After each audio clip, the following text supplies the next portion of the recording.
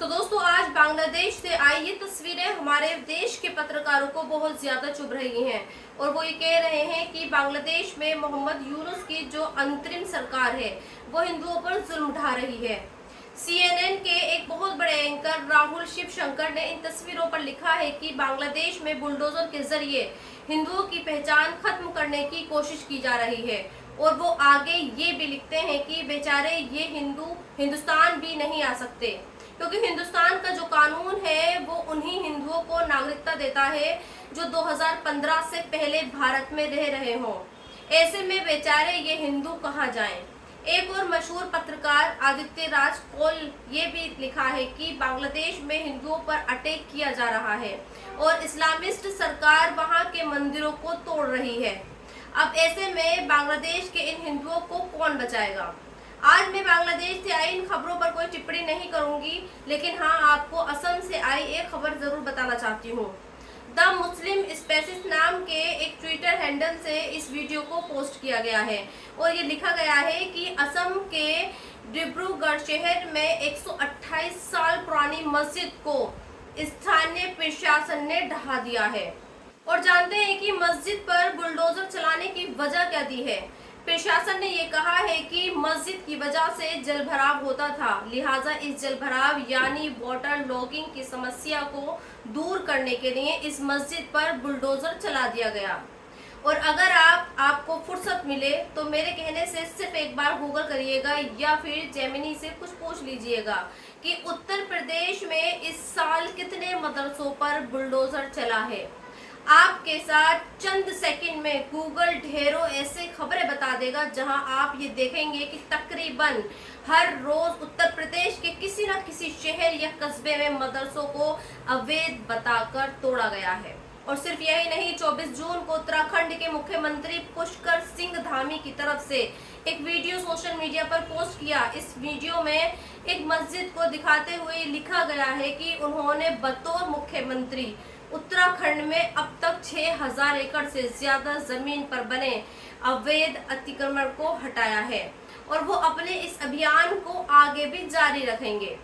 आज मैं राहुल शिवशंकर और आदित्य राज कौल से ये पूछना चाहती हूँ कि उन्हें सिर्फ बांग्लादेश के हिंदू क्यों दिखते हैं, उन्हें अपने देश के मुस्लिम नागरिक क्यों नहीं दिखते जिनकी मस्जिदों और मदरसों पर हर रोज बुलडोजर चलता है और बरसों पुरानी मस्जिदों और मदरसों को सिर्फ अवैध बताकर तोड़ दिया जाता है। क्या इस देश में सिर्फ मस्जिदें और मदरसे ही अवैध हैं और बांग्लादेश में जिन जगहों पर या फिर धार्मिक स्थलों पर बुलडोजर चल रहा है क्या वो अवैध नहीं हो सकते।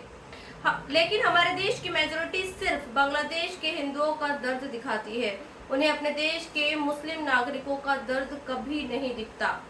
हाँ, उन्हें सिर्फ ये दिखता है मजहब। जैसे कल हमारे देश की मीडिया को सिर्फ एक ही चेहरा दिख रहा था और वो चेहरा था ज़ोहरान ममदानी का।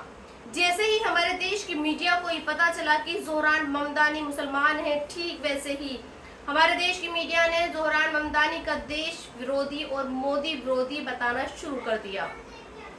एक वरिष्ठ पत्रकार मुकेश कुमार ने ज़ोहरान ममदानी और हमारे देश की गोदी मीडिया के बारे में बहुत शानदार लिखा है। आज मैं आपके सामने मुकेश सर की लिखी ये पोस्ट पढ़कर बताना चाहती हूँ। मुकेश सर लिखते हैं, ज़ोहरान ममदानी अभी न्यूयॉर्क के मेयर भी नहीं बने हैं, बनेंगे भी या नहीं पता नहीं।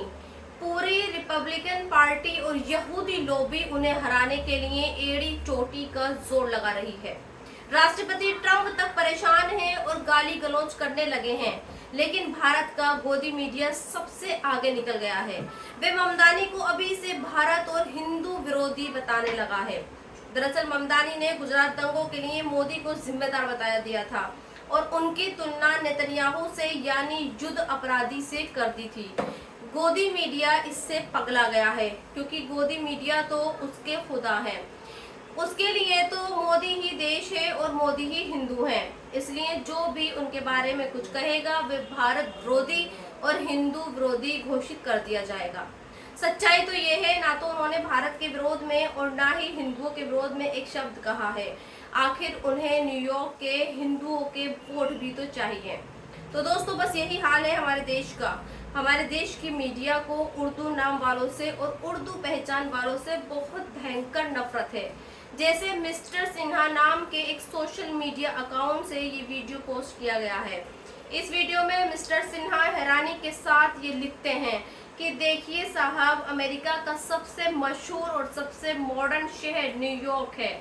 शायद उन्हें ये बर्दाश्त नहीं हो रहा है कि अमेरिका के जिस न्यूयॉर्क शहर में लड़कियां और महिलाएं छोटे छोटे कपड़ों में दिखती हैं, उस शहर में मुस्लिम औरतें बुर्कों और हिजाब के साथ कैसे दिख रही हैं।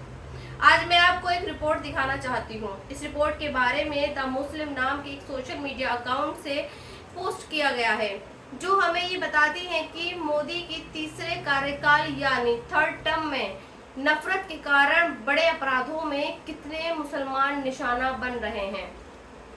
आप जानते हैं कि मोदी के तीसरे कार्यकाल को अभी सिर्फ चंद महीने ही हुए हैं, पर इन महीनों में मुसलमानों के खिलाफ 419 हेट क्राइम हुए हैं, जिनमें 1460 मुसलमानों को निशाना बनाया गया है। और हमारे देश की मीडिया बांग्लादेश को देखती है, पाकिस्तान के हिंदुओं को देखती है। तो दोस्तों, आज की इस वीडियो में इतना ही। आप भी अपनी राय कमेंट्स बॉक्स में लिखकर मुझे जरूर बताएं, और अब तक आपने मेरे चैनल को सब्सक्राइब नहीं किया है तो प्लीज सब्सक्राइब जरूर कर दें। शुक्रिया।